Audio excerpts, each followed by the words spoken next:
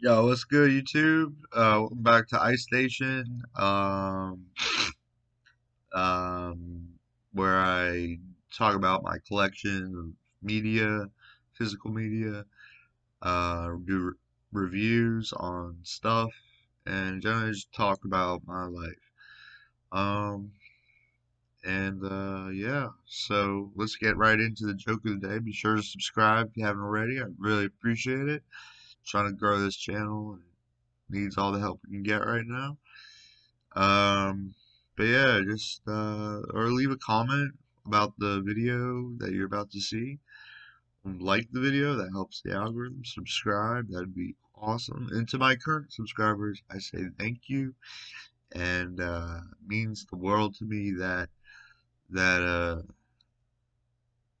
that you care to participate in this journey. All right, so the joke of the day is, why did the M&M go back to college? And you'll find the answer to that joke at the end of this video, so be sure to stick around for the whole thing. Now, in this video, we'll be talking about my emo collection. Yes, I was somewhat emo in high school back in the early 2000s. Um, it was a really popular style of music. Kind of embarrassing to say now, but I know a lot of people still like it though because there's new emo bands, and then some people like me, like to listen to bands they listened to in high school. Like if you're driving to work on Monday morning, like you're gonna want something with an edge to it. 'Cause you're not gonna be singing I'm happy." You're not gonna be singing that shit. Anyways, I have about a stack of CDs here. It looks about 20, 30 CDs. We're gonna go through all the quintessential emo bands are here. If you grew up in the early 2000s or remember the early 2000s, um, then you'll know what I'm talking about. So, 2 minute intro is long enough. Let's dive right in. So, we got Coheed and Cambria. This is their second album, which of course they called Three, because their first album was called Two. They're kind of like a progressive rock that's still around today, but they were definitely helped out by the emo craze of the early 2000s. So I include them. And then the singer of Coheed and Cambria has this solo project, or still does, and that is called The Prize Fighter Inferno. And this is like a really cool setup. It comes with like these tarot cards and stuff. Fucking neat. Never really listened to this too much. I don't really like it, but it's emo. Yellow Card, Ocean Avenue. Yes, this is a fucking awesome album back in like '04, '03. That song Ocean Avenue is still on the radio to this day. Only One, I'm sure you've all heard of that. Really emo album. Saw them live, enjoyed it. Great emo band. Fortunately, they broke up. And then we got Weezer's Green album, which is their comeback after a couple years hiatus. Uh, Alkaline Trio, kind of like a darker emo. This album is Good Morning. Has like three songs on it that all sound the same, but they're all awesome. Alistair, kind of an more obscure emo band. This is Last Stop Suburbia. It's the guy rocking out on top of the suburban house home. They suck. I never really liked them. Something Corporate. When I was first getting into emo, I really liked this album because it was so emotional. When I was at a time in my life where emotions were just pouring out of me because I was an pre-adolescent. This is Leaving Through the Window. Songs like Punk Rock Princess, I Woke Up in a Car, Bruce Jordan, Hurricane, Kavanaugh Park, Straw Dog. I'm gonna set this aside. I'm gonna listen to that. I haven't listened to them very long. You got Rufio, 1985. That's the name of the album, not the year it came out. It came out in like 2003. Really good emo, solid emo effort. And then you got Straylight Run. This is John Nolan and Sean Cooper of Taking Back Sunday left the band right when they started to get big. and they started this band with John's sister and the drummer. Pretty cool. I remember listening to it on the plane ride to my summer orientation the year before I started college. Listening to it on a plane. Yeah. I listened to it recently. It's okay. This is okay. It's not. I'd give it like a 7 out of 10. The starting line, say it like you mean it. Never really got into this band, but I have a CD because they're on Drive Through Records, which is the big emo label of the day.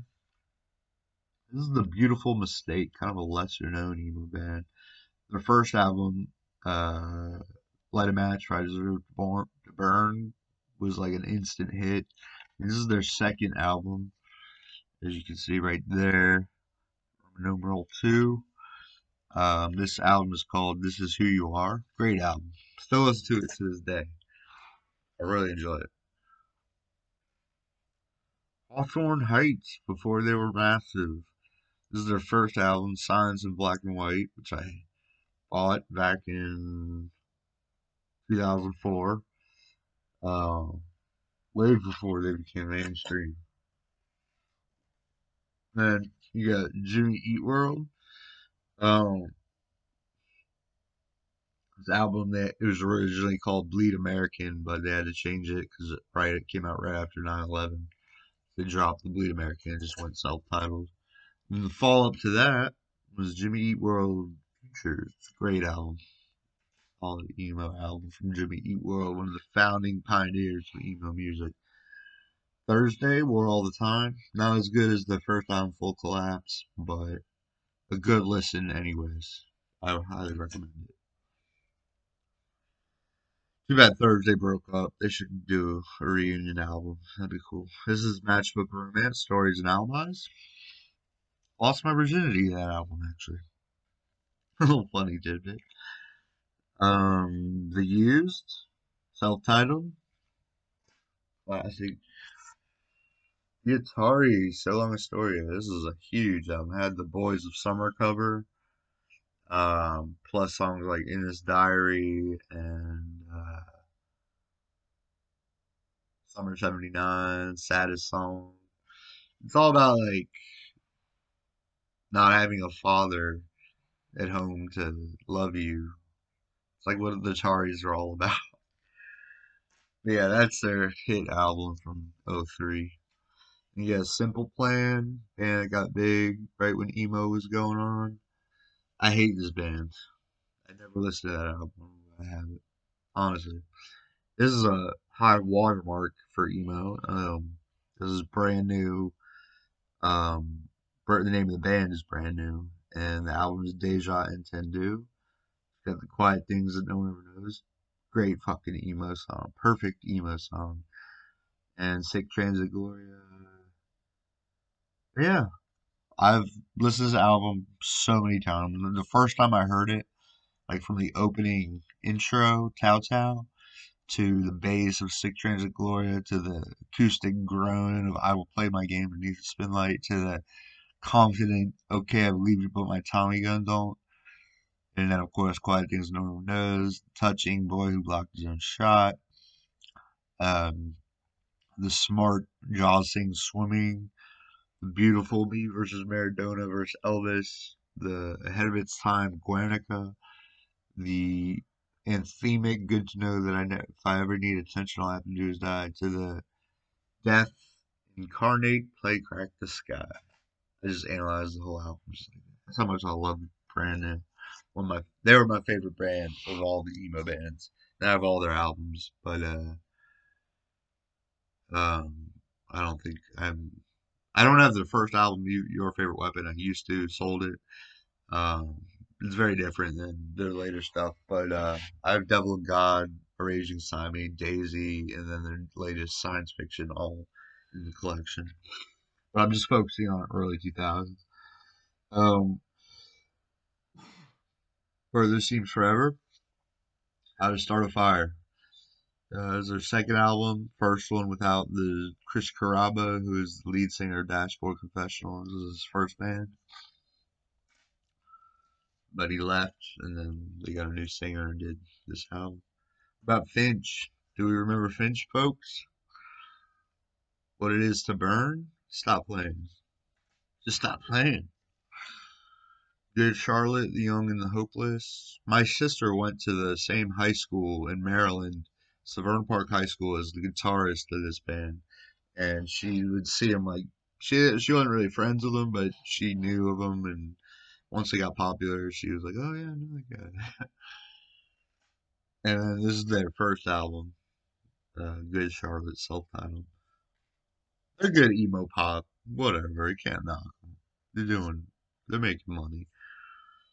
Saves the Day in Reverie, one of the quintessential emo bands. Saves the Day. This is their fourth album. Uh, kind of departure from their typical sound, and that kind of made them less popular after that. But I really like this album. If you ever in some weird mood, like a blah mood, just put it on. Say, sure, and another, the third Saves the Day album, Say What You Are. At your funeral, I will sing the requiem. Anyways, story of the year. Saw them live. They're really cool live. They're doing like acrobatic shit. Good emo. Saves the Day's B-Sides and Rarities album called Ups and Downs. I'm a big Saves the Day fan, so I had to give that back in '04. Another Cody in Canberra. This is 4, but really the third album. Came out when I was my freshman year of college. So did this. Um, love this album to this day. Still listen to it. Dashboard Confessional, Mark Commissioner Brandon Scar. This is what made them popular. The song, hands down. And then they had that Vindicated song for the Spider-Man movie that came out around the same time. Tobey Maguire Spider-Man, if you remember him. The movie life, 40-hour back to train. 40-hour train back to Penn. Dyslexia, I guess. Movie life's awesome. Love him. Silverstein, I only like one song on this. It's called November. And it's got a really cool, like, rhythm to it and hook. One of my favorite bands from back then, Census Fail. This is their first full length album called Let It Unfold You. I was working at Olive Garden at the time, and on my way home, and I had my own car back then, and I would listen to track 10 and track 12, which is Let It Unfold You and Angela Baker and My Obsession with Fire. Those two songs I would listen to was perfect length to get home after a shift of hosting at Olive Garden, and it was just a perfect way to unwind, really, for whatever reason. I'm not quite sure. Newfound Glory, another big emo band. That's their second. This is their third. Sticks and Stones. This is what made them blow up. And then I even got Catalyst, which is their fourth album. And they predicted their own demise with Hold Down. It's a really good song. Um, very emo too. But they're still around. They're still going. I just don't care if it's nasally vocals the way I did in high school. Then another big emo band, My Chemical Romance. This is before the Black Parade. I bought this from Target, and it's called Three Cheers for Sweet Revenge. And got some catchy stuff. Got three more guys. Bear with me. Rice, Artist in the Ambulance, saw this band live. This is their big label debut, their third album, and I love it. I can listen to it at any point. That song, what's it called? The song called Artist in the Ambulance. The album is called Artist in the Ambulance. So 10th track. Then final two, I got Taking Back Sunday's first two albums. This is the original pressing, the one I got back in 2002, not the remastered 10-year anniversary. And this is their second album, Where You Want to Be, which is another great fucking album.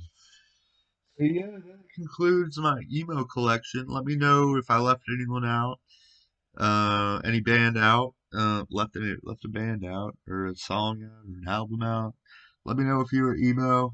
Don't be afraid to admit it. Fight on, emo kid. Go home and cry. It's okay. Cut your wrist, girl.